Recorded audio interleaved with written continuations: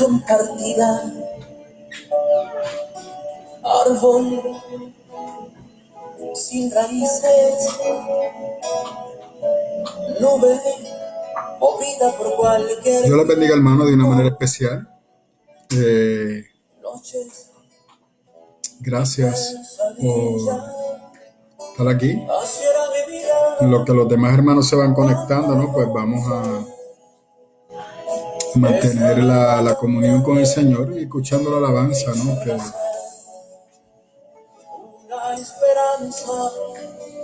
nuestro hermano Roberto Orellana, pues, habla de su vida y de cómo Dios le ha transformado de una manera especial. Amén. Miro hacia el abismo, veo mis huellas marcadas allí. Veo mi orgullo, también mi vanidad, mi hipocresía, todo quedó atrás. Hoy que estoy arriba, tengo mi familia, son mis hermanos que aman la verdad. Somos valientes y vamos a luchar por la bendita palabra de Jehová. Ha pasado el tiempo, ya no canto por cantar. Hoy tengo motivos, tengo razones, hay verdad. Hablar de Cristo es mi necesidad. Cantar diciendo, Cristo viene ya. Oh,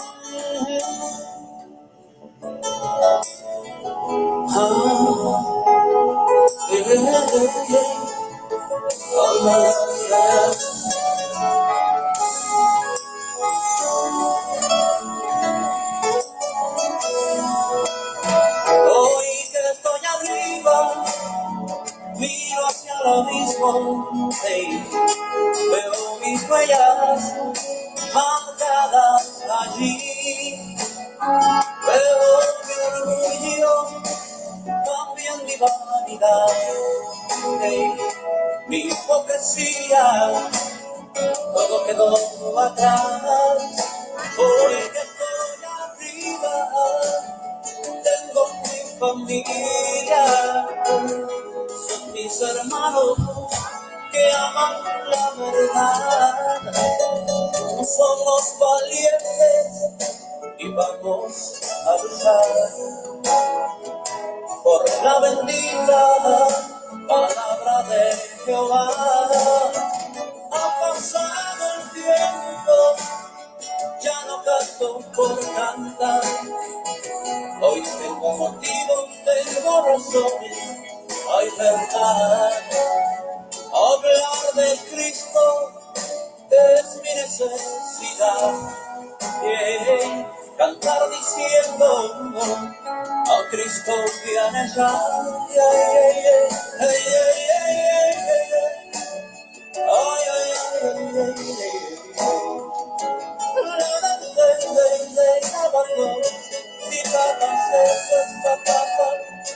Hablar de Cristo es mi necesidad. Cantar diciendo, Cristo viene ya. Yeah, yeah, yeah, yeah, yeah.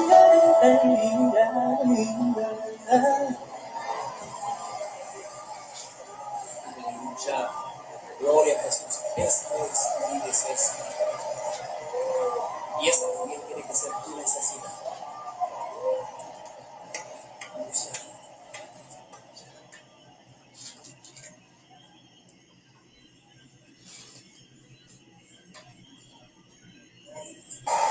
Así era mi vida.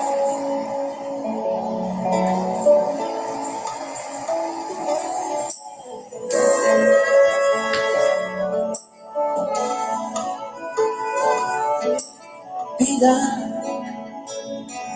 compartida, árbol sin raíces, nube movida por cualquier viento, noches y pesadillas.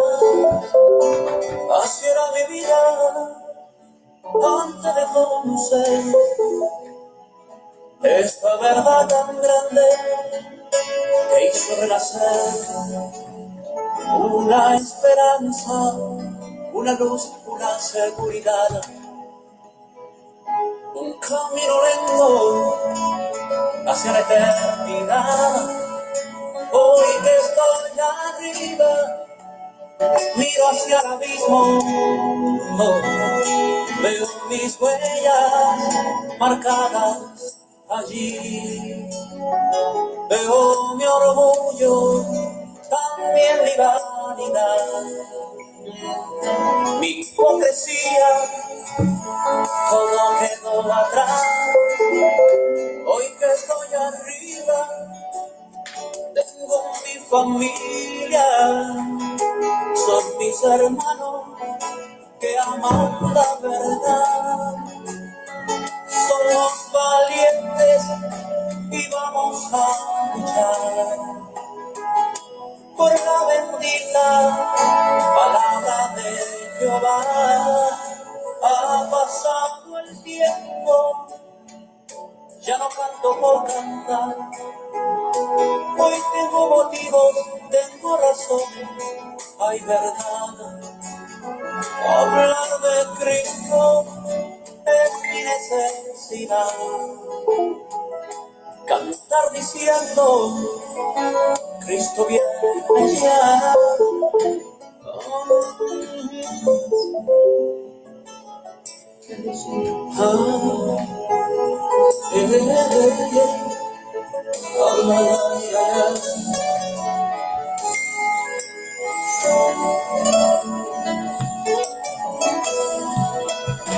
Hoy que soy arriba, miro hacia el abismo, veo mis huellas marcadas allí, veo mi orgullo, también mi vanidad, mi hipocresía, todo quedó atrás. Hoy que estoy arriba, tengo mi familia, son mis hermanos que aman la verdad. Somos valientes y vamos a luchar por la bendita palabra de Jehová. Ha pasado el tiempo, ya no canto por cantar.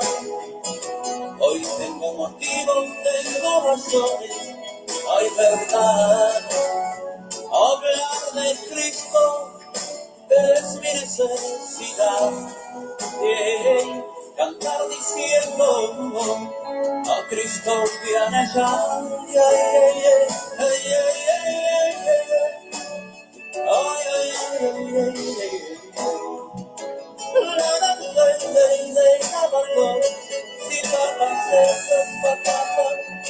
Hablar de Cristo es mi necesidad. Cantar diciendo, Cristo viene ya.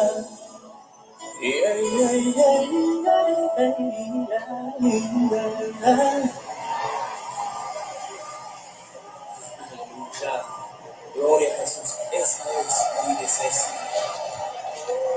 Y esa también tiene que ser tu necesidad.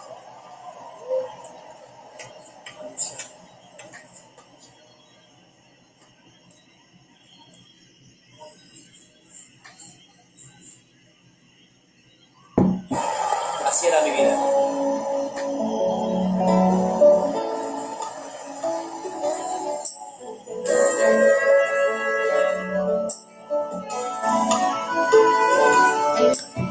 Dios le bendiga, hermano, de una manera especial.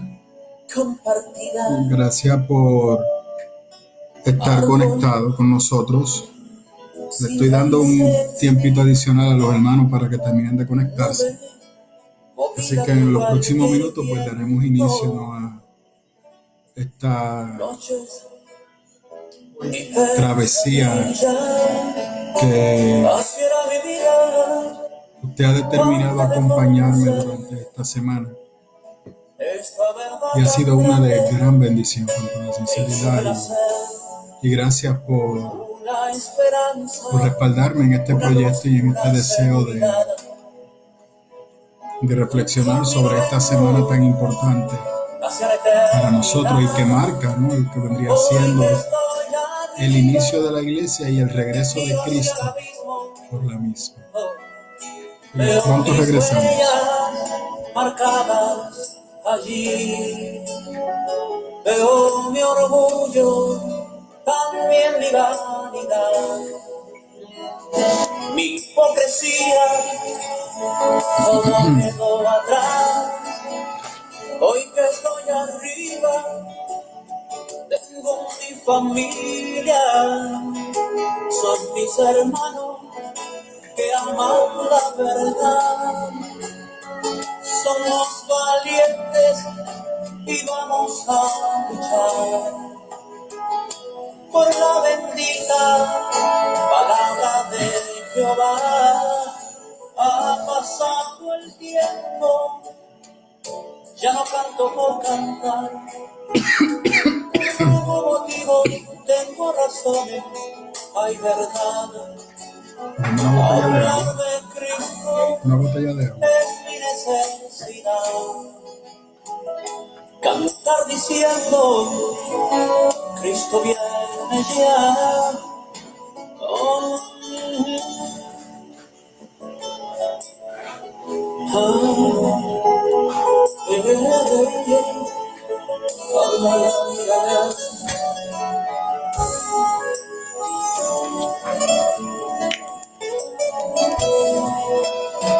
hoy que estoy arriba, miro hacia el abismo, hey, veo mis huellas marcadas allí, veo mi orgullo, también mi vanidad, hey, mi hipocresía, todo quedó atrás. Hoy que estoy arriba, tengo mi familia, son mis hermanos que aman la verdad. Somos valientes y vamos a luchar por la bendita palabra de Jehová. Ha pasado el tiempo, ya no canto por cantar. Hoy tengo motivos, tengo razones, hay verdad. Hablar de Cristo es mi necesidad. Cantar diciendo, a Cristo viene ya.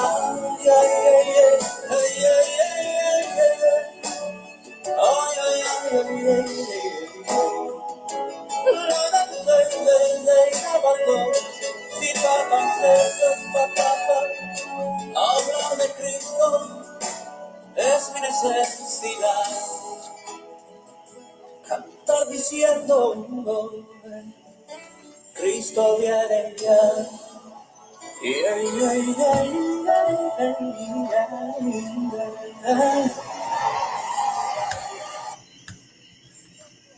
Dios le bendiga de una manera especial a todos los que están conectados. Gracias.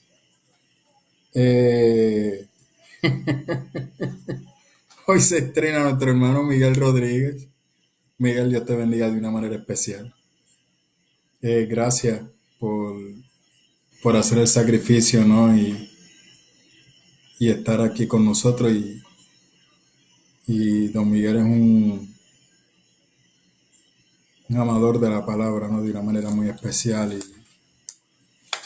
Y se deleita en estudiar la palabra y hacer preguntas que, ¿verdad?, pues harían temblar a cualquiera. Gracias, Miguel. Por favor, si me escuchan bien, recuerde siempre confirmarme, sino para entonces subir un poco el volumen del micrófono. Eh, Favor de confirmar si se escucha todo bien, si el video está bien, si no hay intermitencia, para entonces dar inicio, ¿no?, a esta peregrinación bíblica de la última semana de Jesús en la tierra, caminando entre nosotros. Y que marca también el comienzo y el inicio de la iglesia. Una iglesia que, gracias segundo, que al día de hoy se ha mantenido de pie.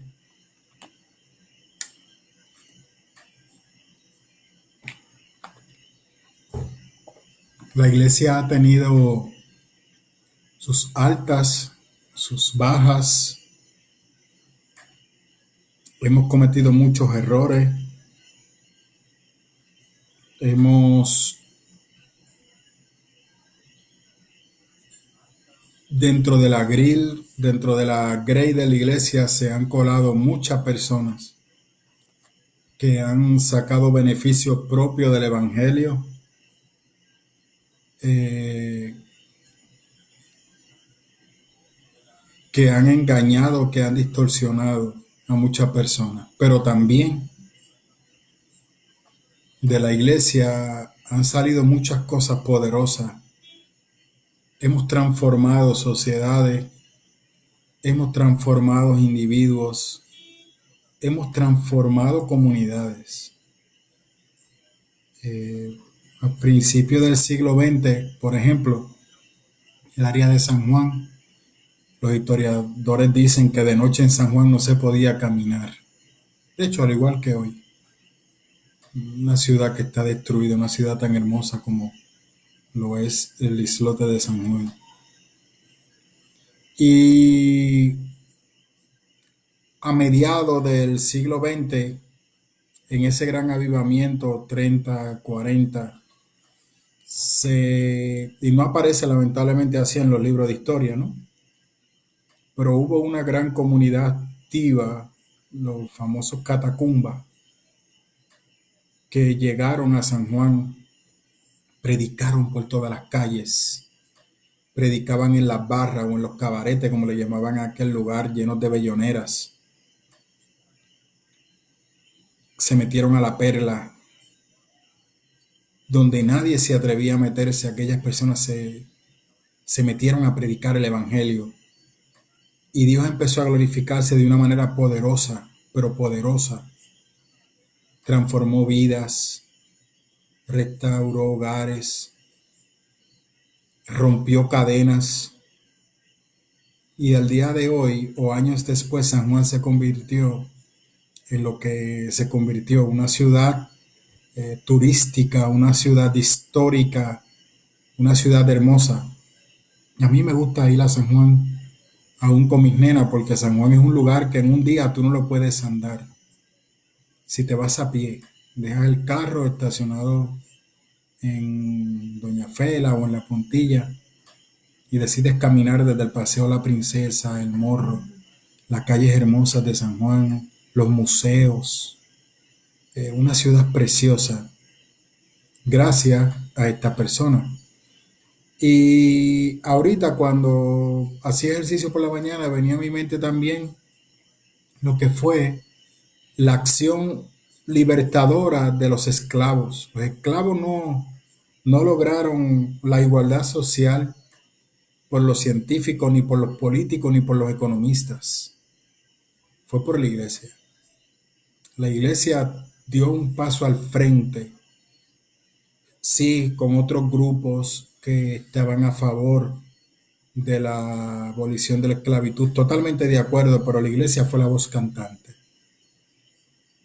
Y hay una película que en Confianza, que es una biografía de Wilbur Wilberforce, se llama Amazing Grace, que de hecho en la película sale el escritor de Amazing Grace, una persona que era mercader de esclavos, que tenía varios barcos para exportar esclavos y tuvo un encuentro poderoso con el Señor. Y él da testimonio de cómo Dios cambió su vida y cómo se sentía el hombre más vil sobre la faz de la tierra. Y cómo Dios fue transformándole, cómo Dios fue reafirmándole, cómo Dios fue glorificándose en su vida. Y ahí es que sale esa canción, Amazing Grace. Una gracia incomparable, ¿no? Como podemos quizás decirle. Y de la misma manera, hoy en día, en el 2020, la iglesia tiene una voz cantante al frente de hogares para mujeres maltratadas, al frente de hogares para la rehabilitación, con problemas de alcoholismo, con problemas de drogadicción, con mujeres maltratadas por violencia de género, con niños abandonados por maltrato. O sea, la iglesia no son los pocos que ocupan los canales de televisión ni las emisoras de radio. La iglesia es más que eso.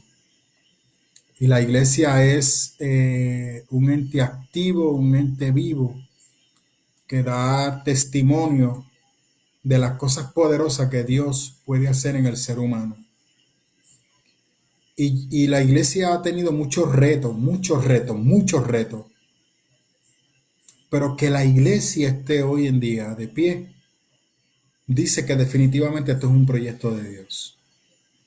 Si hubiese sido un proyecto de los hombres, con la persecución y el ataque y el poco respaldo de la sociedad muchas veces, de los científicos, de los políticos, la iglesia se hubiese desaparecido. Pero como esto es un proyecto de Dios, y al ser un proyecto de Dios, ha permanecido. Y la iglesia no tiene que ser defendida por nadie, la iglesia se defiende sola, igual que la palabra de Dios. La Biblia se defiende sola, nosotros no tenemos que preocuparnos por la Biblia, porque ella se defiende y lo hace muy bien. Pero nosotros como cristianos, como creyentes, tenemos que entender el tiempo profético que estamos viviendo para que nuestra fe se mantenga fuerte. Porque en este estudio que hemos decidido llevar a cabo esta semana, nos dimos cuenta o nos estamos dando cuenta que el ataque principal de Jesús era para los líderes religiosos de aquella época, el Israel de aquel momento histórico, los judíos de aquel momento histórico. Esos judíos ya no están, esos israelitas de aquel momento histórico no están. Ahora Dios tiene un nuevo pueblo que es la iglesia. Y tenemos que ver nuestra vida reflejada en cada uno de estos estudios para cuidarnos y no hacer como decimos en Puerto Rico, no pase paloma. Eso no tiene que ver conmigo, sino que seamos sabios, prudentes y nos cuidemos. Y nos cuidemos de que nosotros no caigamos en lo mismo que este pueblo. Amén. Bien, vamos al capítulo número 22 de Lucas. Este es el momento ya donde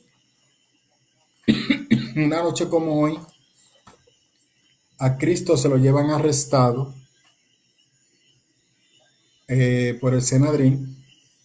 Pero antes de llegar allá es también donde Cristo, algunos escritos le llaman una noche inolvidable, la última cena, que de hecho está el cuadro de Da Vinci, y hay personas que también hacen conclusiones de ese cuadro. Ese cuadro no se acerca a la realidad de lo que ocurrió allí. Ese cuadro no dice nada de lo que fue la última cena. Para empezar, los judíos no usaban ese tipo de mesa. El judío se sentaba en el piso. Y la manera de sentarse no era así. Era todo como un semicírculo y en el medio se colocaban los alimentos y las bebidas. Así que analizar ese cuadro no dice nada, no dice absolutamente nada que tenga que ver con el relato bíblico. La Biblia claramente nos da un detalle de lo que ocurrió esa noche y lo vamos a leer, porque Cristo está haciendo algo bien interesante. Eh, Vamos a tratar de entrar un poco en la tradición de lo que era o lo que representaba, ¿no?, esa fiesta y el valor histórico e espiritual que tenía para el pueblo de Israel.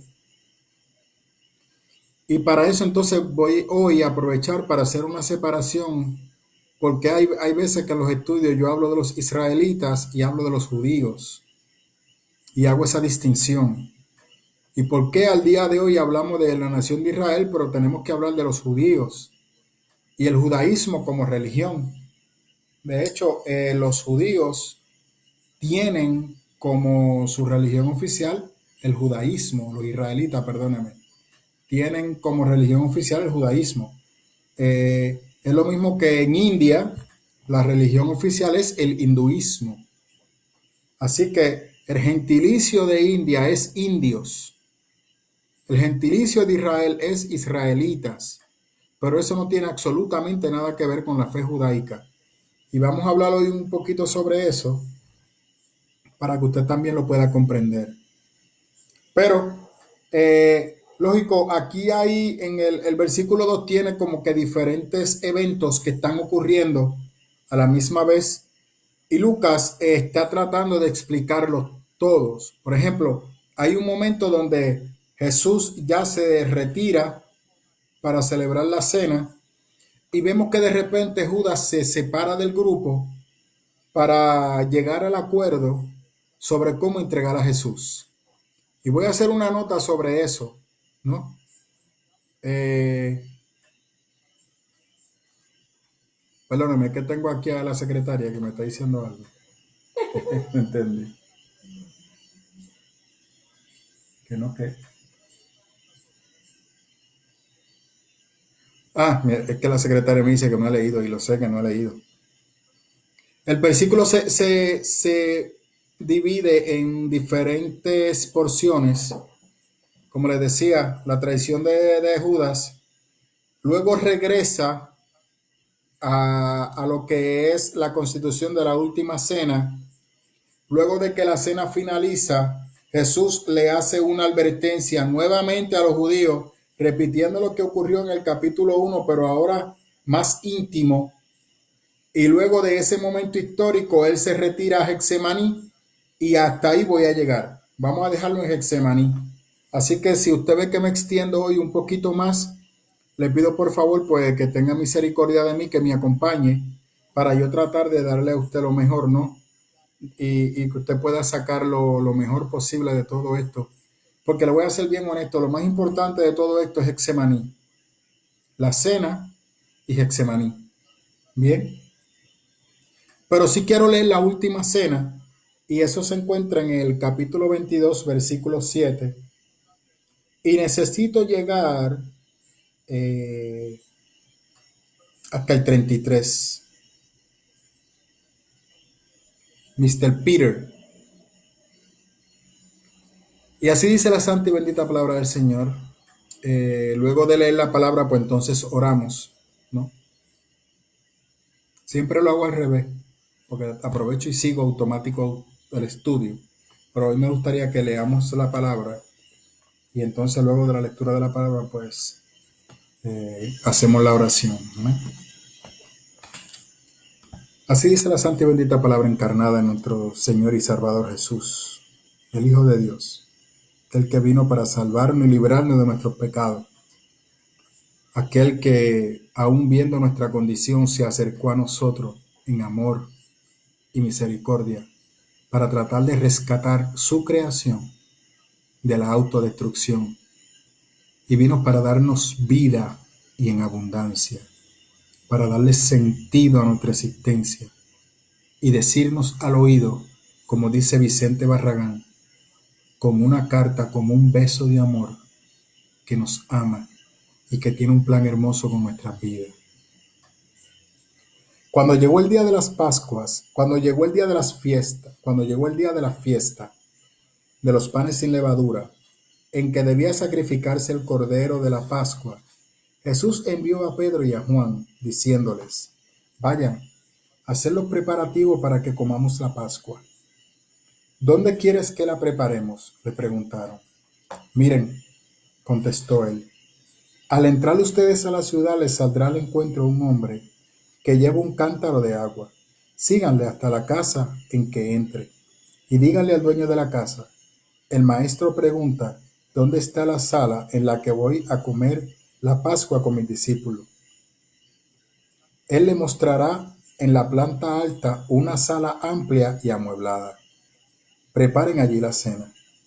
Ellos se fueron y encontraron todo tal como les había dicho Jesús. Así que prepararon la Pascua. Cuando llegó la hora, Jesús y sus apóstoles se sentaron a la mesa.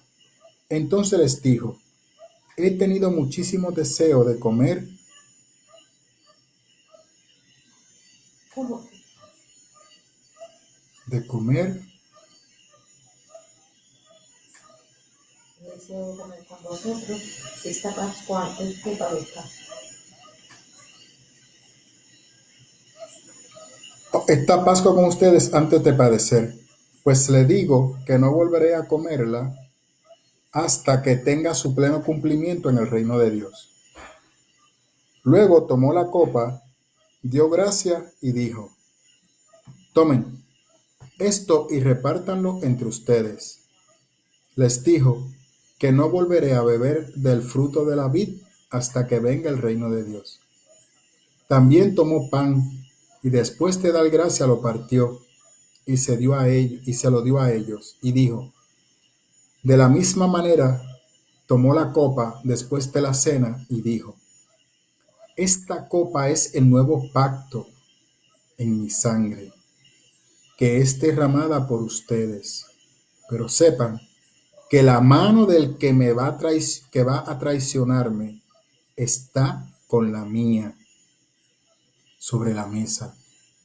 A la verdad, el Hijo del Hombre se irá según está decretado, pero ay de aquel que lo traiciona. Entonces comenzaron a preguntarse unos a otros quién de ellos haría esto.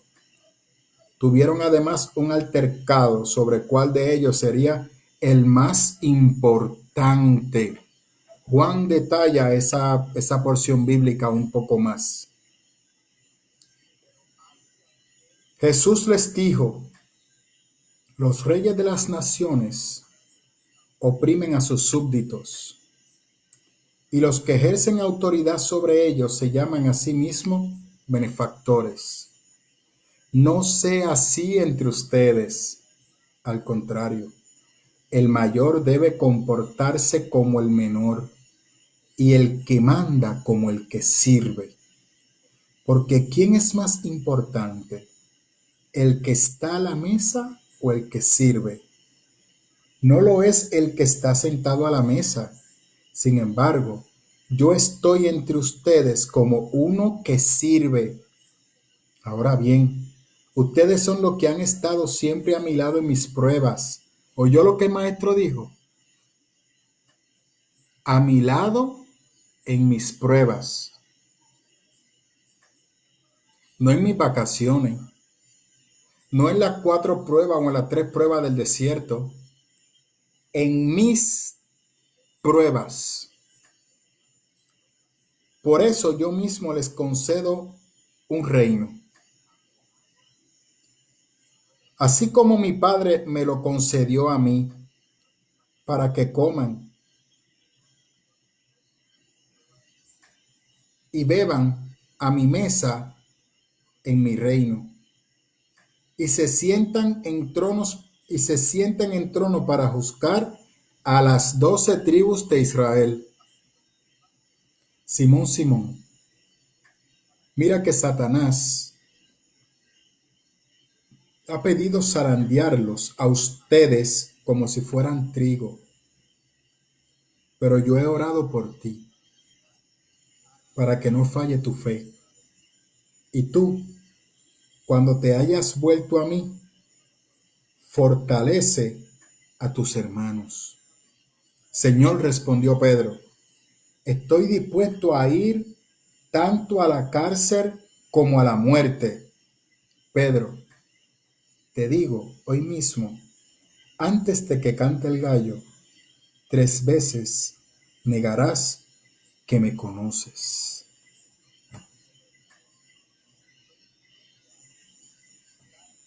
Mire lo que dice el 36. Vámonos desde el 35. Luego Jesús le dijo a todos, cuando los envíe a ustedes sin monedero, ni bolsa, ni sandalia, ¿acaso les faltó algo? Nada, respondieron. Ahora en cambio, el que tenga un monedero, que lo lleve. Asimismo, el que tenga una bolsa. Y el que nada tenga, que venga a su mano y compre una espada. Porque les digo que tiene que cumplirse en mí aquello que está escrito. Y fue contado entre los transgresores. En efecto, lo que se ha escrito de mí se está cumpliendo. ¿Mm? Luego de eso, los discípulos literalmente no entendieron lo que Cristo dijo y empezaron a buscar la espada. Mira lo que dice el 38. Mira, Señor, le señalaron los discípulos, aquí hay 2 espadas. Mira lo que Cristo le contesta, basta.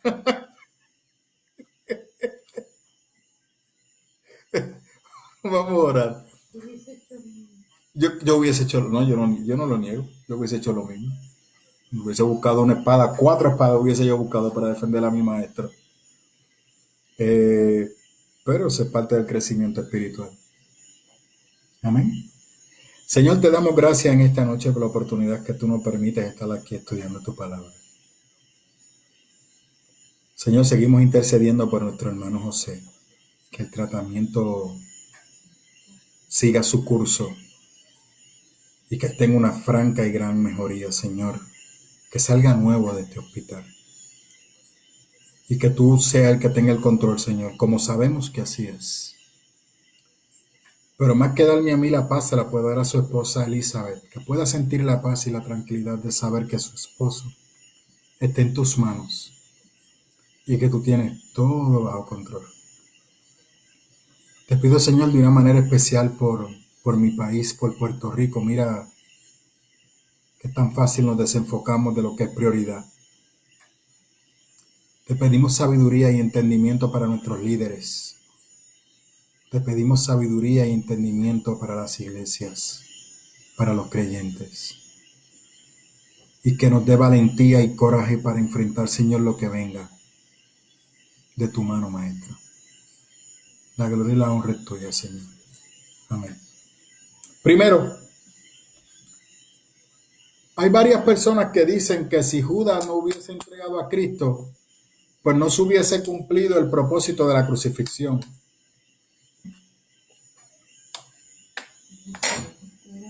De hecho,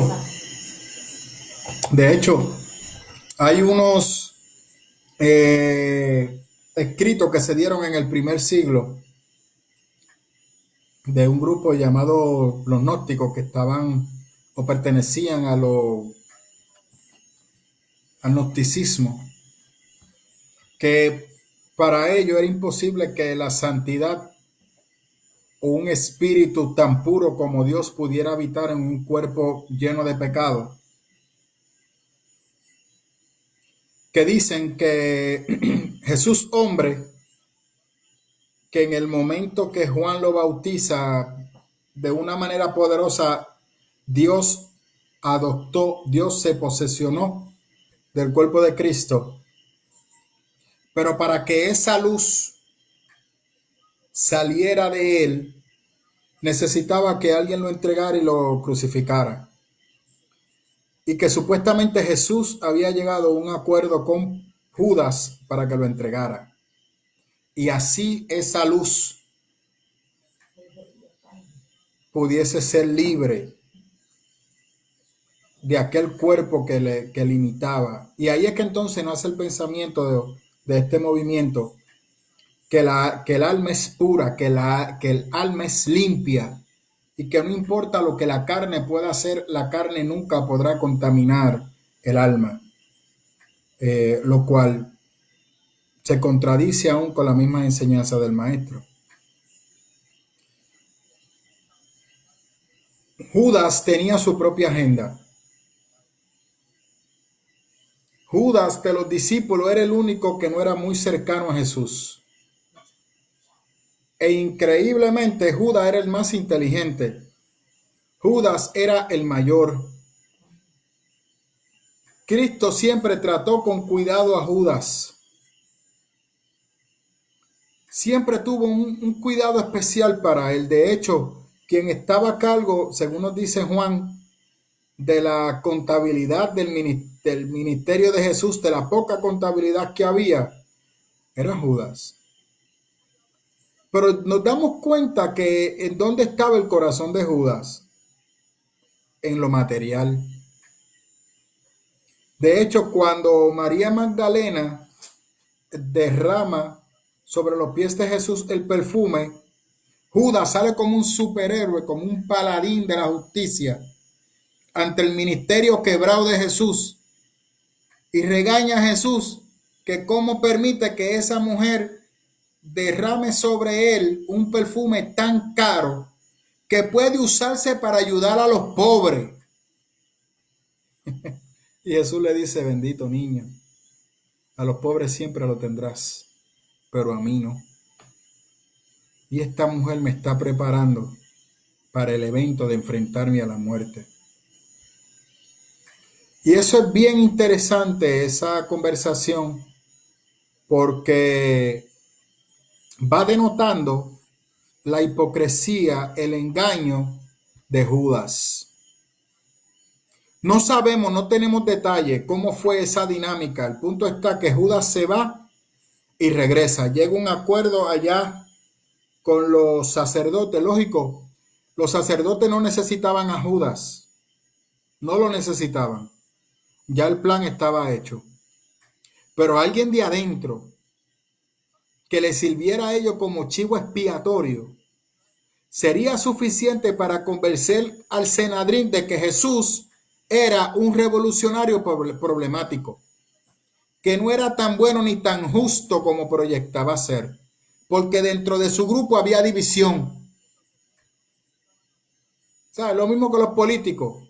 Si logro sembrar la semilla de la duda entre ellos, se van a empezar a matar y a pelear por ello. De hecho, hay un debate que Lucas lo omite, pero Juan lo describe porque Juan estuvo involucrado en el bochinche. Vamos a hablarle un momentito por encimita más adelante. Pero de repente, luego de que Judas hace eso, aproximadamente la Pascua daba inicio en el mes del Nisan en el día 14, que vendría siendo jueves hoy, porque ya el día de mañana se iban a llevar a cabo los sacrificios en el templo. Y en el momento que se está haciendo la Pascua, que Jesús manda que los discípulos vayan y preparen todo, el pan sin levadura, el cordero, que había que comprarlo, que había que sacrificarlo, todo eso, que era algo que tenía con las hierbas amargas, todo lo que la tradición judía pues se celebraba. Manda que se prepare el lugar. Ya Judas había regresado. Y ya Judas se había insertado. Y Cristo se sienta con todos sus discípulos. Y aquí es que yo con frecuencia le digo a la iglesia que nosotros tenemos que ver que en ningún momento Jesús dejó fuera a Judas. Judas estaba sentado en la mesa. De hecho, claramente cuando Cristo presenta los elementos de manera simbólica. Lógico, vamos a ser realistas. Nuevamente, como yo le he explicado toda esta semana, ya usted sabe lo que va a ocurrir. Ya usted sabe lo que representa la cena. Pero esta no es la primera vez que Cristo celebra una Pascua. No es la primera vez. Ya Cristo llevaba unos 3 a 5 años con los discípulos, según algunos teólogos, que no fueron 3, que fueron más. Vamos a respetar, decimos 3, para no crear mucho debate, pero usted se da cuenta que el proceso de llamar a los discípulos no fue que Cristo fue a una plaza y los escogió a todos. Él los fue llamando en ciertos momentos y fue entonces constituyendo su grupo cercano. Vamos a dar por hecho que fueron 3 años. En 3 años las Pascuas se celebraban anualmente. Así que para los discípulos esto era una fiesta más, una reunión más. Pero si usted se da cuenta, ya desde el 21 en el templo Jesús le está hablando diferente. Jesús los está preparando, pero Jesús sabe lo que hay en el corazón de cada uno de sus discípulos. Y claramente Jesús tiene claro, valga la redundancia, que ellos no han entendido la magnitud del llamado que Dios le está haciendo. Ellos no tienen idea de que van a formar parte de un movimiento nuevo que va a trascender a la nación judaica. Y en este proceso Jesús está celebrando la misma Pascua que celebró Moisés. Vamos a eso. Cuando las Pascuas originalmente se celebraron, que fue allá el día antes,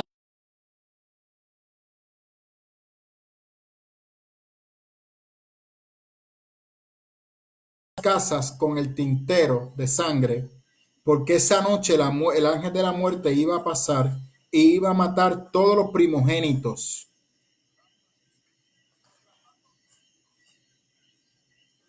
Inclusive de los egipcios. Pero los israelitas eran egipcios. 400 años. Los israelitas que nacieron allí eran egipcios también. Así es que el cuidado o la amenaza era también para todos.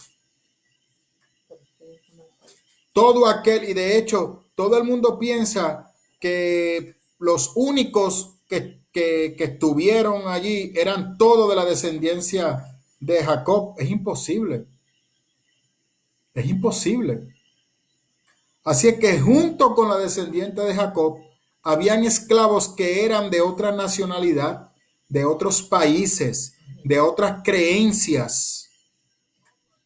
Y todos que eran esclavos se alinearon con el Dios de Moisés, que era el Dios de Abraham, el Dios de Jacob, el Dios de Abraham, el Dios de Isaac, el Dios de Jacob. Y todo aquel que siguiera las instrucciones de Dios iba a recibir la salvación. ¿Ves por qué yo te digo que el plan de salvación de Dios siempre ha estado, que es para todos?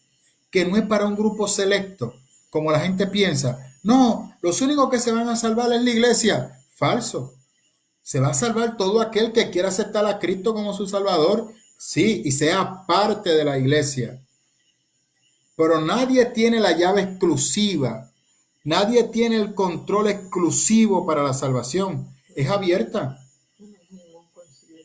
No hay un concilio ni una iglesia principal. No, es todo aquel que quiera abrirle su corazón a Cristo, empiece a servirle en espíritu y en verdad. Permita que el Espíritu Santo empiece a trabajar en él. Oiga, sí, sea parte de una comunidad de fe, donde va a crecer, donde se va a formar, donde va a desarrollar sus habilidades, donde va a dar testimonio en esa comunidad de fe, que a su misma vez te hará testimonio fuera de la comunidad de fe, estará en una familia donde será aceptado, de la misma manera que Cristo estaba sentado como una familia con sus primos y allegados, porque la Pascua se celebraba en familia, eran unidos, todos tenían que estar unidos cuando se celebrara la Pascua.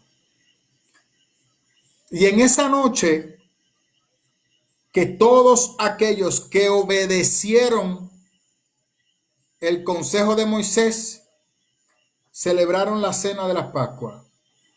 No eran judíos, eran israelitas. Eran israelitas, no eran judíos. Era la nación de Israel.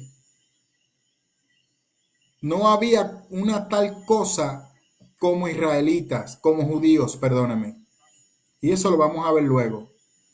Luego de que la nación sale de Egipto, que cruzan el Mar Rojo, llegan al Sinaí, luego de que llegan a la tierra prometida, entonces nace el judaísmo. Ya entonces Moisés baja con la ley, se empieza a dar las directrices y se le empieza a dar forma al culto al Elohim, al El, no al El cananeo, sino al El que Abraham conoció, que era un Dios muy diferente al El. O sea, el nombre de Dios en la antigüedad para los judíos era El. Por eso cuando Dios le dice a Moisés, y Moisés le pregunta a Dios, ¿y quién diré que soy yo? Dios le dice, yo soy, te envía, el Elohim. Y esa marca está de hecho, en todos los nombres del Antiguo Testamento. Y ese Dios, que ahora resulta que es un Dios más poderoso que el mismo Dios de Egipto, y de hecho, aprovecho para darle un poquito, ¿verdad?, de sazón, por si acaso es la primera vez que usted escucha un estudio como esto, ¿no? Y para que usted vea que Dios no se agrada de cualquier adoración. Usted tiene que venir a Dios para que Dios le eduque. Y el Espíritu Santo te va educando de qué, o sea, ¿cómo pueden decir esto? Dios nos ama a todos y Dios está en todos lados. Pero Dios no recibe la adoración de cualquiera. Dios no recibe la adoración de cualquiera. De hecho, aún hay gente en la iglesia que Dios no recibe esa adoración. Pero pastor, ¿cómo va a ser? Sí, Dios no la recibe. Porque la adoración que Dios espera tiene que estar conectada entre tu mente y tu corazón. Intención. Razonable. En otras palabras, tú tienes que estar consciente de esa adoración. De hecho, que es lo que el mismo Pablo dice. Tu adoración tiene que ser una adoración racional. Dame un momentito, por favor, para beber el agua.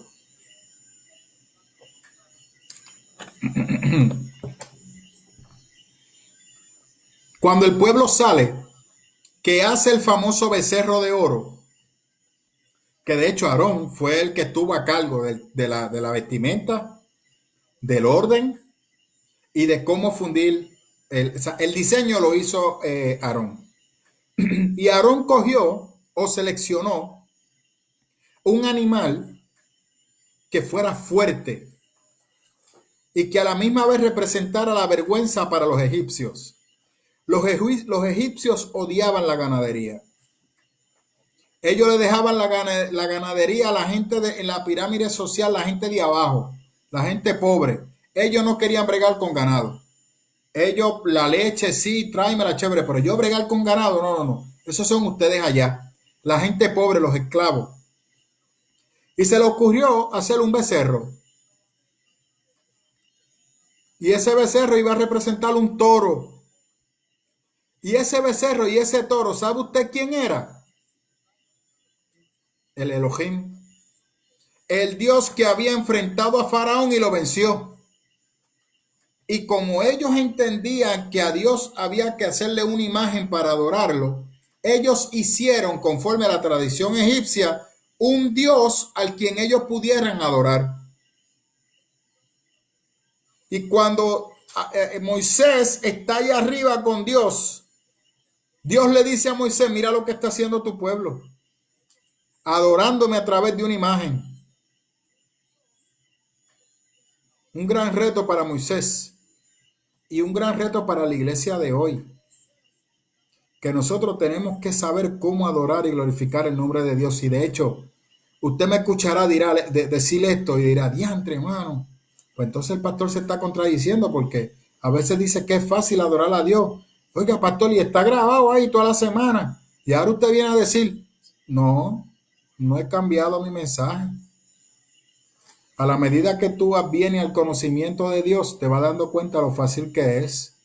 Quien lo hace difícil somos nosotros, que nos pasamos poniendo obstáculos para no adorarle como Él espera que lo hagamos, igual que los israelitas. Tenemos diferentes ídolos y pensamos que ese ídolo es Dios. Por ejemplo, ¿cuál es uno de esos ídolos? La riqueza. ¿Cuál es uno de esos otros ídolos? Tus hijos, tu marido, tu trabajo, tu carro, tu casa, tu cuenta de banco, tu salud. Y podemos por ahí seguir. Que tú piensas que porque tienes esas cosas, ya tú estás en la gracia y en la presencia de Dios. Y una cosa no tiene absolutamente nada que ver con lo que es la adoración. Repito, volvemos otra vez a la famosa mujer samaritana. Una lástima que no sepamos su nombre. A la mujer de Samaria. ¿Qué tenía la mujer de Samaria? Nada. ¿Qué le dio la mujer de Samaria a Jesús? Nada, porque el agua que le iba a darle era una agua que no servía ni para tomar. ¿Qué le dio la mujer de Samaria a Jesús? Su corazón, su adoración, su obediencia, en gratitud, su vida. ¿Ve? Es simple. Nosotros lo hacemos complicado. Así es que aquí se está celebrando una segunda Pascua. Y date cuenta que claramente Cristo está diciendo, hay un nuevo pacto, hay un nuevo acuerdo, hay una nueva ley, hay una nueva libertad.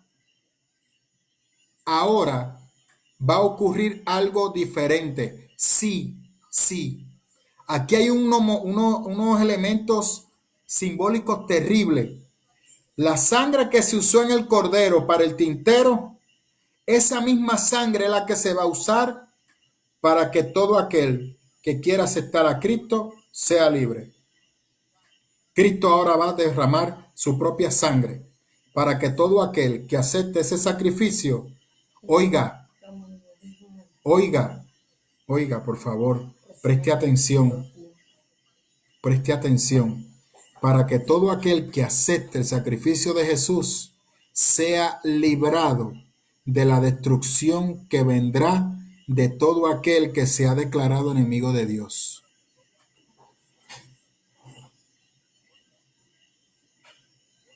Entonces, pastor, significa que si yo no le sirvo a Dios, yo soy su enemigo. Sí, de acuerdo.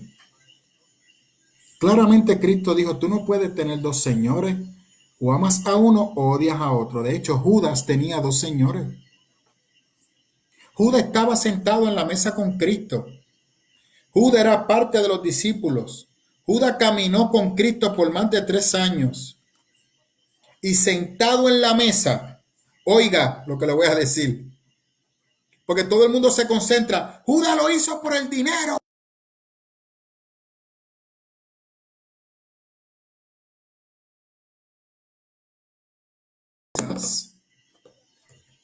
Pero ¿y si Judas lo hizo porque no estaba de acuerdo con lo que Jesús hizo en el templo?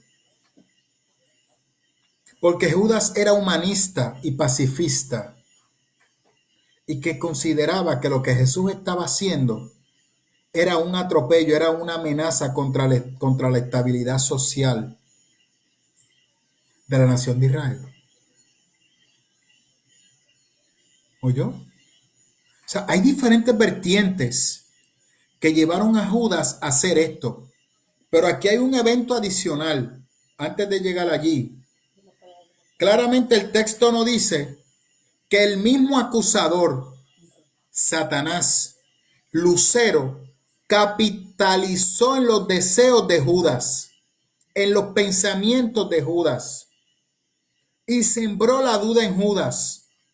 Y Judas, basado en esa duda, echó totalmente a un lado todas las acciones positivas que vio de Jesús, todas las acciones de justicia que hizo Jesús, la echó a un lado y permitió que en su corazón se exalborara, se desarrollara, naciera una acción de justicia incorrecta para entregar a Jesús. Y el diablo capitalizó. El diablo no lo posesionó. El diablo no hizo marioneta con él, no. Él fue totalmente culpable por lo que hizo. Tanto es así que cuando están en la mesa, oiga lo que dice el 22. A la verdad, el Hijo del Hombre se irá según está decretado. Le está diciendo Judas, tú no tienes que hacer esto. Ya el plan para matarme está. No hagas esto. Ay de aquel que lo traicione. Cristo está tratando de proteger a Judas.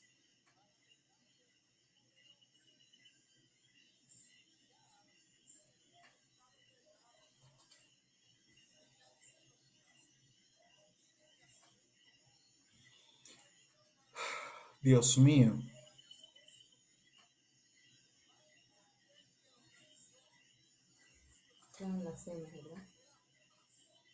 ¿A cuántas personas Cristo está tratando de proteger de a sí mismo? En más de una ocasión Cristo me ha protegido a mí de mí mismo. Mi peor enemigo soy yo. Aún sirviéndole a Cristo, aún caminando con Cristo por aproximadamente ya 20 años. 20 años tengo yo en la fe cristiana.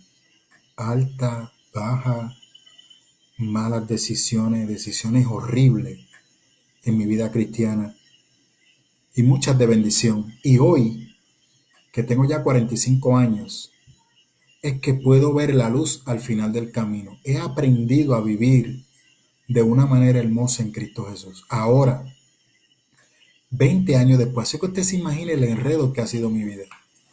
Y lógico, todavía falta mucha área por mejorar, mucha área por corregir. Tengo todavía muchas cosas que tengo que alinear, muchos compromisos que todavía tengo que responder y seguir respondiendo por ello. Corregir muchas malas decisiones que trajeron consecuencias que todavía tengo que trabajar, que todavía tengo que enfrentar. Y las veces que yo he sentido la voz del mismo Dios tratando de protegerme de a mí mismo, y muchas veces le he hecho caso, pero otras no. Entonces, ¿cuál es la diferencia entre Judas y cualquiera de nosotros? Somete tu corazón a Cristo. Rinde tu voluntad a Él. Porque recuerda, Judas era el más intelectual. Judas era el más pensador. Por eso yo trato de no creerme así. Y a pesar de la sabiduría que yo pueda tener, la rindo a los pies de Cristo. Y ahí la dejo. Y a Él me entrego. Y lo que Él diga, por ahí me voy. Wow. Gloria a Dios. Santo sea tu nombre, Señor. Cuando la cena finaliza, los discípulos no saben lo que va a ocurrir, no tienen claro lo que prosigue. Regularmente luego de la cena se sientan en familia a compartir, a cantar. Regularmente se cantaban unos salmos particulares para honrar la cena. Así que quizás se buscaba una lira, una guitarra. Pero Jesús en esta Pascua hizo algo diferente. Decide ir a orar a Getsemaní. Y ese momento en Getsemaní, lógico, vamos, no quiero entrar ahí porque ya el mismo Cristo lo aclara. Él claramente no está diciendo es tiempo de tomar la espada. Cristo no está hablando de una espada física, Cristo está hablando de otra cosa. Y dense cuenta que los mismos discípulos, y de hecho en el versículo 23. Recuerda que Cristo lleva una semana en Jerusalén y los apóstoles lo que están esperando es que Cristo dé el golpe de estado para sacar a Herodes del reino y ubicarse en el reino y depurar y limpiar el sacerdocio y entonces empezar a reinar. Claramente Cristo está diciendo que lo pondrá a ellos para juzgar las 12 tribus de Israel. O sea, lo está poniendo por encima de Israel. Y ellos, pues entonces lo que dicen es, Señor, acuérdate cuando cojas el reino aquí en la tierra, cuando quites al César y te sientes tú, acuérdate, Señor, de mí. Acuérdate de mí. Acuérdate de darme un espacio y yo quiero reinar junto contigo.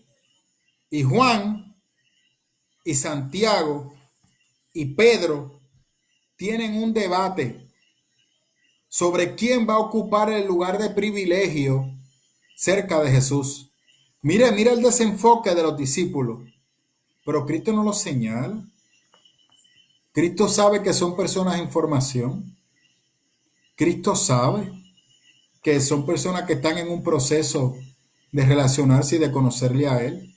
De hecho, hermano, cabe recalcar que cuando usted va a la historia, todos los discípulos murieron de la misma manera que murió el maestro, crucificado. Así es que sí, Cristo hizo la corrección y le dijo, aquel que quiera eso tendrás que tomar mi copa. Aquel que quiera reinar conmigo de esa manera tiene que tomar mi copa, tiene que tomar mi lugar, tiene que hacer lo que yo voy a hacer y lo que yo he tenido que hacer. Y mire qué hermosa promesa también Cristo da. Y claramente se da cuenta la intención de Dios con la iglesia y que tenemos a un Dios personal. Claramente Cristo dice, he aquí que ustedes van a heredar junto conmigo el reino celestial. Esa promesa es para la iglesia. Se transfiere a la iglesia. Esta madrugada disfrutábamos de una mañana hermosa, una neblina preciosa que hay acá en donde nosotros vivimos en Vega Alta. Y mi esposo y yo pues estábamos en el balcón tomándonos el cafecito por la mañana y conversando. Y salió el tema de por qué la iglesia ya no predican cosas como esta. De cómo la iglesia no predica la venida de Cristo.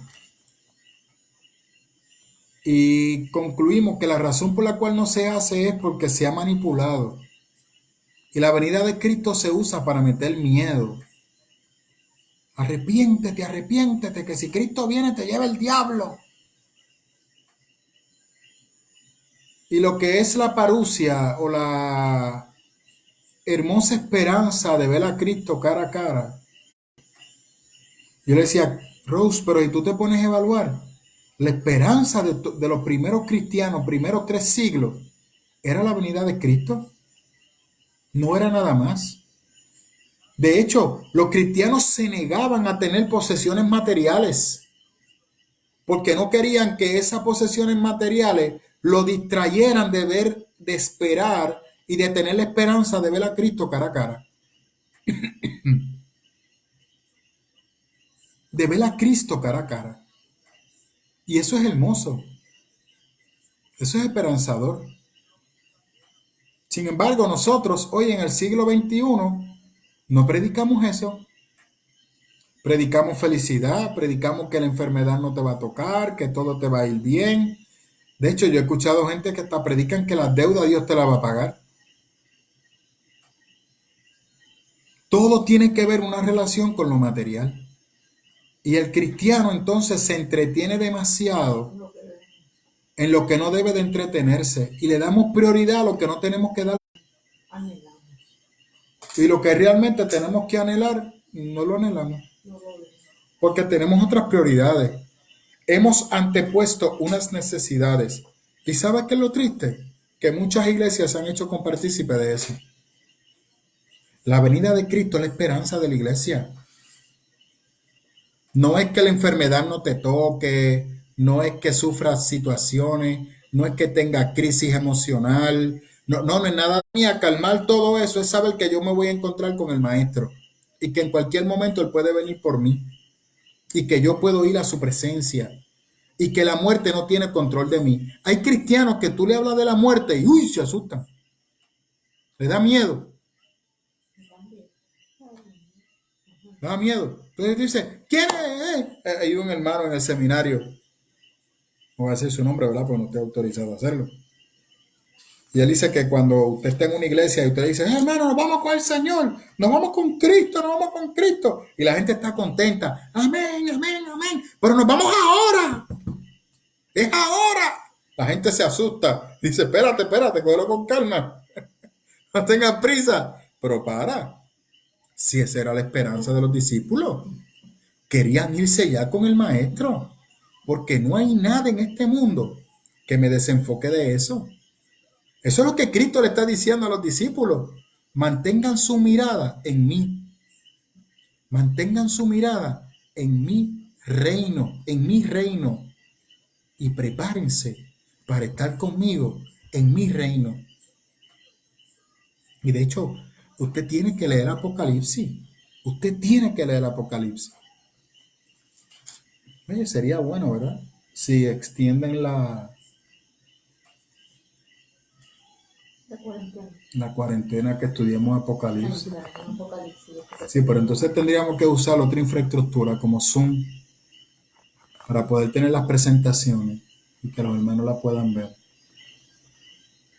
Sí. Amén. Vamos a ver.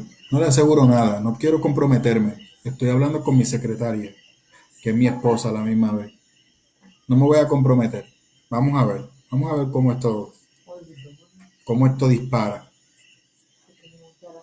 Luego de esto, Jesús está en Getsemaní. Lucas lo ubica en el capítulo 39 y dice, Jesús salió de la ciudad y como de costumbre se dirigió al monte de los olivos y sus discípulos lo siguieron. Cuando llegaron al lugar les dijo, oren para que no caigan en tentación. Entonces se separó de ellos a una distancia, se arrodilló y empezó a orar. Padre, no me hagas beber este trago amargo, pero no se cumpla mi voluntad, sino la tuya. Entonces se le apareció un ángel del cielo para fortalecerlo, dice Lucas. Pero como estaba angustiado, Jesús estaba angustiado, se puso a orar y con más fervor. Y su sudor era como gotas de sangre que caían a tierra. Cuando terminó de orar, volvió a los discípulos y los encontró dormidos. Agotado por la tristeza, ¿por qué están durmiendo? Les exhortó, levántense y oren para que no caigan en tentación. El momento o el clímax, y yo quiero que usted comprenda esto, el clímax del ministerio de Jesús, el cierre del ministerio de Jesús, el evento más importante en el ministerio de Jesús se llevó a cabo en Getsemaní. La cruz del Calvario fue el cierre. Pero muchos teólogos están de acuerdo que en Getsemaní, desde Getsemaní, toda la culpa y el pecado de la humanidad tomó lugar en la humanidad de Jesús. ¿Oyó? Todo el pecado de la humanidad vino sobre Jesús. Jesús en su humanidad no podía entender, no podía comprender como Dios lo que era lo que estaba ocurriendo en él. Y sintió terror, sintió pánico, tanto pánico, que sintió que los únicos que podían ayudarlo en ese momento de crisis eran sus amigos, eran sus discípulos, eran sus hermanos. El único momento en el ministerio de Jesús que a Jesús se le ve clamando y pidiendo ayuda, el único momento, y lo dejaron solo. Lo dejaron solo. Ninguno de ellos entendía lo que estaba pasando con él. Ninguno lo sabía, pero él sí.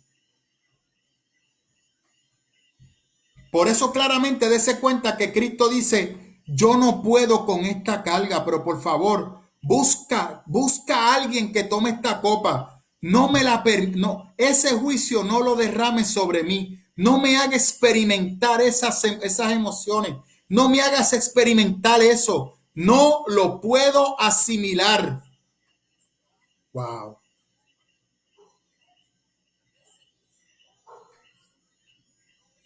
Y Cristo sintió el deseo de salir corriendo. La gente dice, no, pastor, usted está equivocado porque eso es que Jesús sabía que iba a morir, la muerte horrenda, y como esa muerte iba a ser horrenda de cruz para Cristo, mire, no, eso no hace sentido. Desde Isaías, ya el maestro había dicho cómo iba a morir. O Cristo era una persona que hablaba y cuando venía la verdad se asustaba. O Cristo estaba consciente de lo que estaba ocurriendo. Cristo sabía cómo iba a morir. Cristo sabía que iba a ser una muerte horrenda. Si hubiese sido eso solamente, Cristo no hubiese tenido problemas. Pero el pecado tuyo y mío, en Cristo no había pecado. Cristo era santo. De hecho, recientemente hay un libro que se llama El caso de Cristo, que usted tenga oportunidad, léalo. Y se le pregunta a un psicólogo si Cristo era loco o era tener una situación patológica. Y claramente el psicólogo dice no. Las acciones de Cristo todas tienen coherencia, todas tienen un sentido. Hay un cálculo preciso en cada cosa que él hizo. De hecho, si usted hace un análisis de las profecías que se cumplieron durante el tiempo de Cristo, sobrepasan 200 profecías. Y es imposible que un ser humano tuviera un control absoluto de todas las circunstancias. Es imposible. Y como muy bien dice Adrián Roger, un hombre puede vivir en una mentira. Tú puedes vivir en una mentira, pero que otros vivan en tu mentira, eso es otra cosa. Que Cristo moviera a un pueblo completo, se añade que la marca de los discípulos de Cristo fue hacer exactamente lo que hizo el maestro. Y no solamente los discípulos, los primeros 3 siglos, los cientos y miles de cristianos que murieron por la fe y que al día de hoy esta fe esté de pie, no es un accidente. Hay un propósito divino. Cristo de loco no tenía nada. Así que la acción mire esto, qué cosa brutal. Y déjeme explicarle esto. Regularmente, lo que hacía el sumo sacerdote era, que yo le expliqué el lunes, tomaba el becerro mayor, el becerro carmesí, o al azar creo que le dicen en Deuteronomio o en Levítico. Tomaba el becerro, lo llevaba afuera, y el sumo sacerdote colocaba su mano sobre la cabeza del becerro. Hacía una oración, hacía unos rituales, donde con esa acción que él estaba haciendo, el pecado de la humanidad venía sobre él. El pecado del pueblo israelita, de los judíos, caía sobre él. Y ese pecado se transfería, se transmutaba del pueblo a la vaca que se iba a sacrificar. Y en el momento que esa vaca se sacrificaba, el pecado del pueblo era condonado, era perdonado. El pueblo era liberado por sus culpas y por sus fallas. Sin embargo, en Getsemaní estamos viendo exactamente lo mismo pero con Cristo. Dios transfiere el pecado, no solamente de la humanidad presente, sino de las futuras generaciones sobre Jesús. Y esta fue la noche más amarga para Jesús en todo su ministerio. La más difícil fue esta. Y lo hizo con valentía. Y desde que Él entró en el Domingo de Ramos, su mente y su corazón estaban en Getsemaní. Y Él lo sabía. Cuando llegó el momento de que lo arrestaran, le dice a los sacerdotes: oye, toda esta semana he estado en el templo, desde el lunes hasta hoy, en el templo, y me vienes a buscar como un ladrón. Porque si yo estuviera mal, como tú dices, lo que Cristo le está diciendo en entre líneas, tú me hubieses arrestado en público. Pero por temor a lo que la gente diga, me vienes a buscar como un ladrón, como alguien que ha cometido una falta grande e imperdonable.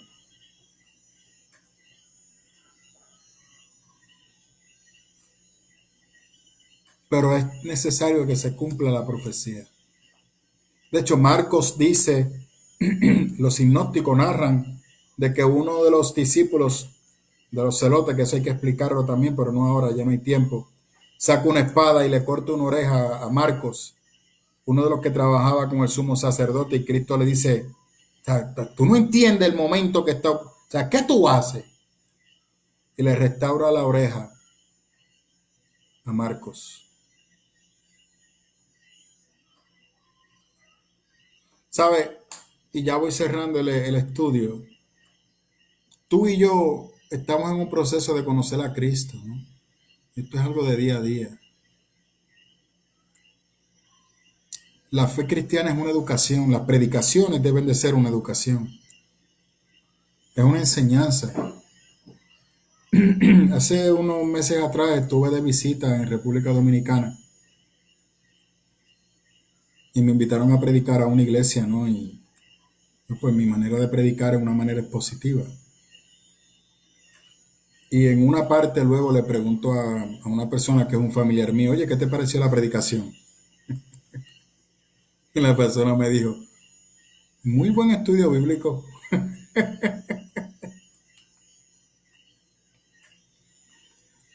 Las predicaciones deben de ser estudio bíblico, es producto de un estudio. Pero hay tantas predicaciones con tantos embelecos, con tanto, tan huecas, tan vacías, que no se le enseña nada al creyente. El creyente se levanta exactamente como llegó. No siente el deseo en su corazón de estudiar la palabra. No se siente retado a leer la palabra. Por eso yo le digo a la iglesia: usted tiene que leer la palabra. Lo único que te va a ayudar a mantenerte de pie es la palabra de Dios. No hay manera. No, porque las emociones te engañan. Si hay algo que es traicionero, son las emociones. Es el corazón. Porque en medio de la adversidad y de la noche oscura, las fuerzas te abandonan. La mente te crea falsos escenarios. Te mueve. Y lo que te va a ayudar a alinearte es lo que la palabra de Dios ha logrado en tu corazón, que se ha sembrado y dará su fruto. Te afirmará, aclarará tu mente, te quitará todo aquel obstáculo que no te permite acercarte a Él. Mira, hay personas que se han apartado del Señor por diferentes razones. Y yo siempre he dicho que la razón principal es porque no han conocido a Cristo. Es porque nunca echaron raíces espirituales. Y las raíces espirituales, la madurez espiritual, se alcanza no es con ayuno, no es con oración, no es con cántico, es con la palabra. A la medida que tú conoces la palabra, tú ayunas con un sentido, tú cantas con un sentido, Tú oras con un sentido, con un propósito. Cuando te toca ofrendar, tú lo haces consciente de lo que representa la ofrenda. Cuando te toca diezmar, tú lo haces sabiendo de lo que es el diezmo. Y estás consciente de lo que representa. Nadie te va a crear duda. Y el que trate de crearte duda, puedes defenderlo. Puedes argumentarlo. Puedes articularlo sin pelear, sin discutir. Porque has logrado desarrollar la madurez espiritual sobre tu fe. Sabes cuándo hablar, sabes cuándo callar, sabes los eventos que suceden en tu vida, por qué suceden, por qué no suceden. Puedes tener la madurez de decir, esta situación llega porque yo me metí en esta situación. Dios no tiene nada que ver. Esto fui yo. Señor, ayúdame a salir de esto. Esta circunstancia llegó, sí, porque es un proceso espiritual en mi vida. De la misma manera que Jesús. Para Jesús, ninguno de sus eventos fueron espontáneos. Todo el tiempo el maestro estuvo consciente de todo. ¿Estás listo? La iglesia mantuvo la misma actitud de Jesús. En otras palabras, el Espíritu Santo te va formando a ti, a la medida que tú conoces la palabra, a la imagen y modelo de Jesús. Eso no se da en un vacío. Si tú vas al capítulo 22, claramente Cristo le dice, oye, tranquilo, no piensen en lo que van a decir, porque yo les pondré palabra de sabiduría en su boca. ¿De dónde salieron esas palabras? De los 3 a 5 años que los discípulos caminaron con Cristo. Y cuando usted ve en el libro de los Hechos, lo que los discípulos hablan, lo que los discípulos expresan, es una extensión de Jesús, es una extensión del Maestro. Tú y yo somos embajadores de Jesús. Tú y yo representamos a Jesús. Y tú y yo como embajadores tenemos que parecernos a Jesús. No podemos ser una copia manchada. No. Somos un reflejo casi perfecto y exacto de Jesús. Porque Él se glorifica a través de nosotros. Y nosotros tenemos la capacidad de echarnos a un lado y permitir que Él hable. No buscamos los títulos nosotros. Vaya al capítulo 2. No sean como los fariseos, que le gustan las grandes vestiduras hermosas, que le den papelitos diciéndole, wow, que usted es un tipo con gran sabiduría. Usted es un tipo que usted tiene a Dios agarrado del manto. Usted habla y Dios obedece. No. Dios no es así. Es mejor andar bajito y estar sometido a Dios y ser instrumento de Dios, y lo seremos a la medida que nos parezcamos a Jesús. No que nos estemos echando rayas. Dios no va con las rayas. Dios va con un corazón contrito y humillado, y eso al día de hoy no ha cambiado. Aquellos que se saltan, aquellos que se crecen, así mismo caerán, o como dice el maestro, ya han recibido su recompensa. Pero de mi pueblo no son. De mi nación no son. No tienen mis credenciales. Mis credenciales es el sufrimiento. ¿Se sufre en la fe cristiana? Claro que sí. Sí, pero también se goza. Tenemos momentos de reflexión, y cuando vemos lo que Dios ha hecho en nuestra vida, decimos, wow, qué proyecto poderoso. Qué proyecto poderoso Dios ha hecho conmigo. No me siento superior ni mejor a nadie, pero puedo ver mi vida y ver la cosa poderosa que Dios ha hecho. Y está deseoso de hacerla contigo también. Por eso, como he dicho en todos estos videos, si hay un momento para reconciliarte con Él o para aceptarle como su Salvador, es esta semana. Esta semana es preciosa. Primero, porque se te va a hacer fácil recordar el día que te convertiste al Señor. Segundo, porque de la misma manera que Cristo murió y resucitó, de esa misma manera morirás a tu pasada vida y nacerás siendo una persona nueva. Y Dios no te cierra la puerta. Ven a Él. Él te ama de una manera especial y ha creado todo este setup, todo este escenario para decirte, para gritarte, te amo. Desde una montaña lo está gritando. Te amo. Te amo. Ante el ruido de los aviones, el ruido de los carros, el ruido de la música, de los centros comerciales, No te permití escuchar la voz que grita y se mueve entre las montañas de Puerto Rico, de Dios gritándote que te ama, que tiene un plan con tu vida, que te quiere bendecir, que te quiere llevar a nuevos niveles espirituales, que quiere reenfocarte, que sí habrán días de lluvia, claro que sí, pero Él buscará tener una sombrilla contigo y te acompañará. Y habrán momentos que te cargará, como lo ha hecho conmigo. Y habrán momentos que llorarás, pero lo harás con gozo y con alegría. Y cada lágrima que se derrame, Dios la va a enjugar. Dios te va a abrazar y te va a consolar. No te dejará solo. Te ayudará a despertar los demonios de tu pasado y ser libre de todos ellos y darle sentido a tu existencia. Y no importa la adversidad, Él estará contigo cual poderoso gigante. Y como dice en el capítulo Dios, ni un pelo de ustedes se perderá, ni un pelo de ustedes se perderá. Porque a los que son míos, nadie me los arrebata. Y en la vida eterna celebraremos con nuestro Maestro. Mañana continuaremos. A la iglesia le exhorto a que mañana es a las 10 de la mañana o a las 9. A las 10 de la mañana, haga por favor un compartir en su casa, un desayuno familiar. Exactamente lo que hacíamos en la iglesia. Y a la hora de las 10 de la mañana, siéntese con su familia a escuchar el culto transmitido. Con su familia en su casa. Si tiene una laptop, pégala al televisor.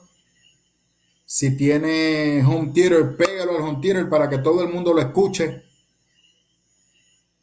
y que podamos llenar la comunidad de la palabra de esperanza. Una noche como hoy, el castigo de la humanidad sobre Jesús empezó a experimentarse. Los golpes, los atropellos, para un hombre que nunca se le encontró nada. Pero ya eso mañana hago un brief y de lo que estaba ocurriendo en el templo mientras Jesús era llevado de un lugar a otro y mientras un rey pagano trataba de salvarlo, el pueblo principal que él vino para salvarle le entregaba porque querían deshacerlo y que muriera él en vez del pueblo. Amén. Oramos. Señor, te damos gracias en esta noche. Yo te pido que de la misma manera que me has ministrado a mí, Señor, también pueda ministrarle a mis hermanos. Que ellos sepan, Señor, el plan poderoso que tú tienes para con cada uno de nosotros. Que se cuiden, por favor, y que no se anteponga las agendas personales como la de Judas, que nunca le permitieron ver el propósito que tú tenías para con su vida, como los discípulos, que para este momento histórico estaban totalmente desenfocados porque no tenían claro las razones por las cuales te servían. Pero luego, Señor, lo pudieron entender. Pero yo te pido, Señor, que la misma paciencia y misericordia, mis hermanos que me están escuchando, sepan que tú también la tienes para con cada uno de ellos. Que tú no tienes esas exigencias que nosotros nos ponemos, de que tenemos que ser perfectos delante de ti. Ninguno de los discípulos lo fue. Ni tan siquiera en la cena dejaste fuera a Judas, ni a los discípulos que tenían su corazón totalmente en otro lugar. Judas, que ya te había entregado, le brindaste de tu pan, que fue tu cuerpo, le brindaste del vino, que era tu sangre, para que entendiera que el lugar por el cual él estaba allí en tu mesa, sentado, no eran por sus cualidades ni por sus habilidades, era porque tú, aleluya, lo habías invitado a la mesa que se sentara. Es por tus atributos, no por los nuestros, que nos sentamos en la mesa. Que toda persona que escucha esto pueda entenderlo, que venga a ti tal y como está, que tú nunca le dejarás fuera, que el plan tuyo es reafirmar su vida y llevarle a otro nivel, Señor, que pueda disfrutar la vida sin pecado, sin falta, sin sentido de culpa. Aleluya. Y si hay alguno, Señor, que no te conoce o que está alejado, que por favor pueda aceptarte como su Salvador. Y repita conmigo si usted está dispuesto a aceptar a Cristo como su Salvador. Señor, en esta noche te entrego mi vida, te entrego mi voluntad. Reconozco, Señor, que tú moriste por mí en la cruz del Calvario, por mis faltas, por mis pecados. Yo te llevé a la cruz, Señor. Fui yo. Y hoy te pido perdón. Y te imploro que por favor me permita ser parte de tu reino. Que como dice Apocalipsis, Señor, tú puedas escribir mi nombre, no en un libro, en tu corazón, Señor, y me acepte como parte de tu reino. Y ayúdame, Señor, mediante tu Espíritu Santo, a mantenerme fiel a ti hasta que tú vengas. Ayúdame a encontrar una iglesia, Señor, donde yo pueda escuchar palabra y donde yo pueda espiritualmente crecer para conocerte y amarte tal como tú eres. La gloria y la honra es tuya. Si usted hizo esa oración, mi hermano, le felicito primeramente. Y en segundo lugar, por favor, haga un comentario en nuestro post de que usted le ha entregado su vida a Cristo para que todo este proyecto valga la pena. Todo este tiempo valga la pena y nosotros podamos seguir invirtiendo en él. Y que también podamos entender que ese ha sido el propósito, porque aquí Dios no tiene casualidad. A alguien Dios necesita rescatar y está huyendo. Sin embargo, Dios está dispuesto a amarte y aceptarte tal y como tú eres. Así es que lo dejo con esta alabanza, que usted sabe que hemos estado iniciando y cerrando el programa. Y Dios te bendiga de una manera especial. Nos vemos mañana, si el Señor lo permite, nuevamente. Ya mañana un poco más temprano, pero nos veremos en este mismo lugar a las 10 de la mañana. Y en vez de estar en la noche, pues lo hacemos por la mañana. Y así en la noche usted pueda ya descansar. Oiga, ¿y por qué no un chistecito? Y ver a Fanmagur. Fanmagur ya lo existe. Dios te bendiga y te amo de una manera especial. Medita en esta alabanza, por favor. Vida compartida, árbol sin raíces, nubes, movida por cualquier viento. Mi se está quedando sin carga, pásame el cable. así era mi vida, Creo que está en la gaveta. antes de conocer a tan grande que sobre la una esperanza, una luz, una seguridad. No, ese no es mi amor. Un camino Este no lento hay otro. hacia la eternidad. Ese. Hoy que estoy arriba, al abismo, oh, veo mis huellas marcadas allí. También mi vanidad, mi hipocresía, todo quedó atrás. Hoy que estoy arriba, tengo mi familia, son mis hermanos que aman la verdad. Somos valientes y vamos a luchar por la bendita palabra de Jehová. Ha pasado el tiempo, ya no canto por cantar. Hoy tengo motivos, tengo razones, hay verdad. Hablar de Cristo es mi necesidad. Cantar diciendo, Cristo viene ya. Oh,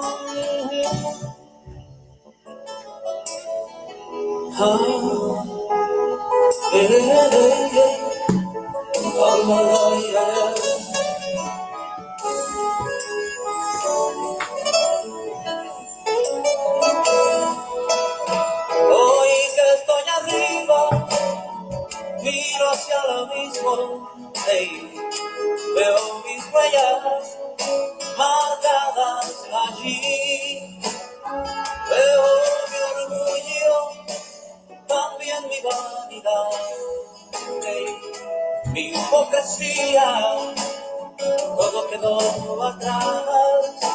Hoy que estoy arriba, tengo mi familia, son mis hermanos que aman la verdad, son los valientes y vamos a luchar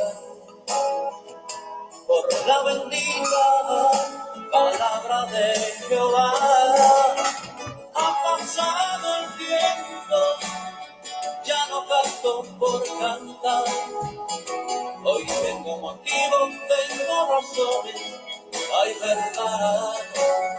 Hablar de Cristo es mi necesidad. Yeah.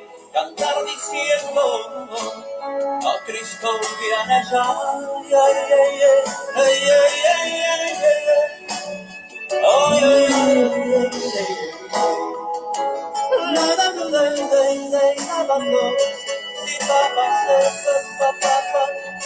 Hablar de Cristo es mi necesidad. Cantar diciendo, Cristo viene ya. Yeah, yeah, yeah, yeah,